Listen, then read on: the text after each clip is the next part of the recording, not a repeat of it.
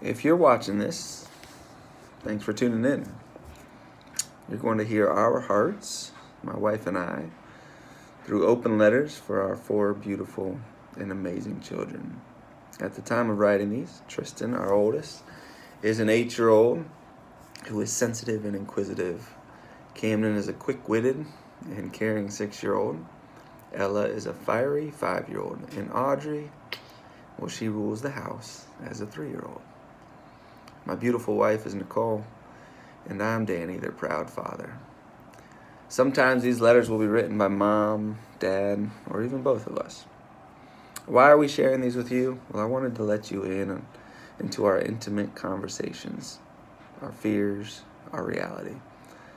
I wanted you to hear it from maybe someone you trust, and maybe someone that's not a big name on TV or YouTube. Maybe sharing with you, and you knowing us, perhaps it'll allow you in on our perspective.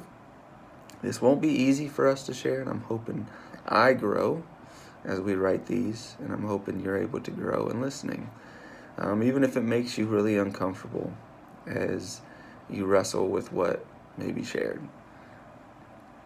I'm not sure that I will always use the right words, as I'm still growing and we're still growing, but welcome to a glimpse of my heart. So here goes. We'll see. To my heartbeats, as I sit down to pen some thoughts to you this June in 2020, I write among a world that is filled with chaos. This year alone, we've experienced a world pandemic called COVID-19, and what's really been on everyone's hearts and minds has been the senseless murders of 3 Black Americans by white Americans. This guy, your dad, has been wrestling with processing it all, as many others have had to as well. I wish I could say this was something abnormal, but history shows that this has been a horrific and repeated behavior. So as someone who will help lead you through the twists and turns of life, I wanted to share what this means for you. And to do that, I wanted to share some of my own stories so that you can get to know your dad more. And I'll try not to go on too many tangents. When I was young, I had an amazing group of friends, specifically in high school. We developed into a group of like-minded individuals with diverse experiences that enjoyed being kids, and sometimes we played some pretty good pranks. So let me share some of those. Have you ever seen those signs that are in people's yards that say so-and-so lives here, maybe an honor student or orchestra player or athlete?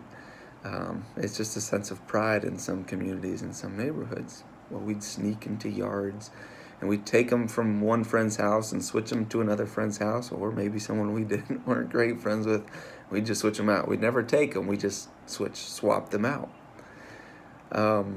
which always gave us a good laugh. Sometimes, however, it would end up with the parents or someone hearing us, and they'd come to the door and we'd all just take off running. Well, sometimes they'd realize their sign was taken and they'd chase after the car, and they were not happy. Other times we'd sneak into parks. Where we lived, there was a river, and we'd sneak down and we'd sneak up on couples that were hanging out in cars together, maybe doing some business they shouldn't have been doing. And so we'd throw water balloons at them, at the car, and they'd smash against the window and scare them really bad. Or we'd take a big spotlight and we'd either ride down on bikes or cars. We called it muskrat hunting. And so we'd do that, and we said we were the Holy Ghost police of the river, making sure people were acting appropriately. And we'd get such an adrenaline rush. At times, they'd run, they'd get mad, they'd get furious. They might even chase us in their cars. And we'd tell ourselves, at least we were not drinking underage or doing something that was considered illegal. One of my fondest memories from my teenage days was also connecting with a friend or a group, but it would be running at night. I'd take off, the streets would be empty. It's just the cool night air during the summer after a really hot day. It was just a time to sometimes just think, run, listen to music, whatever it might be, and and get exercise in after maybe working all day at a camp or whatnot, and I loved it. I'd always did not have a car, so I'd ride my bikes a lot of places to a friend's house, wherever I was hanging out, and to get back, I'd fly down the streets empty, right down the middle. Loved riding my bike down empty streets that were normally busy during the school day.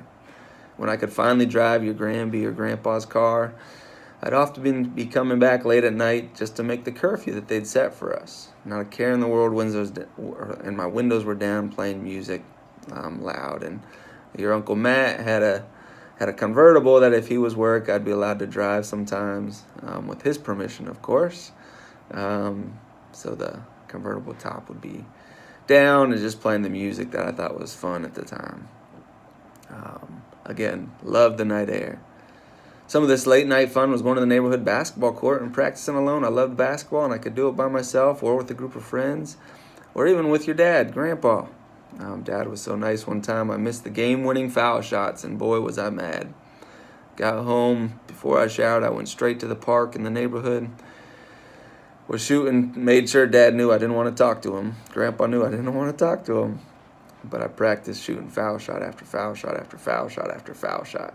And just he rebounded and gave it back to me. But with an attitude, I make sure that he knew that I did not want to talk. So I loved it. And you've even seen me now going out late at night to get a jog in down the street. Even just last night, the sky was beautiful. No moon, just the stars and my music, and Scarlett, of course, the dog. Well, you know how Scarlett is, and sometimes she does not listen. When I was growing up, I had a dog named Bailey. I can remember my friend Kurt, who I became friends with later in high school, said one of my earliest memories was you guys pulling up in your family van and all the kids, your dad's 6 brothers and sisters, we'd jump out, we'd run through the backyard trying to catch Bailey because our dog Bailey had escaped and ran away. And we'd hurdle over fences, ride our bikes sometimes through backyards, and just screaming and hollering for Bailey, trying to catch up, see who could catch him. I imagine a lot of our neighbors knew our dog's name just because of that. What else made me who I am today? Well, Granby and Grandpa made me work. I can remember my earliest job officially was at a McDonald's, mopping and cleaning bathrooms and their floors, because I was old enough to do that. Even really early after I proved myself from a weekly afternoon paper route, I was able to do the morning paper route, so we'd wake up at 5:30 in the morning before the sun. Uncle Matt and I had a route we shared, so we just deliver papers, walking through people's yards, delivering. It made me lots of cash and money for college at the time. So some of those mornings were so cold, we jumped through snowdrifts, and by the end our toes were frozen. I worked at shoe stores, camps, but one of my favorite jobs was a company named Grader's. It was an ice cream store. I worked with some of my very best friends at the time, and we'd have a great time. It'd close late at night at the summertime, but I'd get lots of ice cream and spend lots of nights with my closest friends, and then head on home.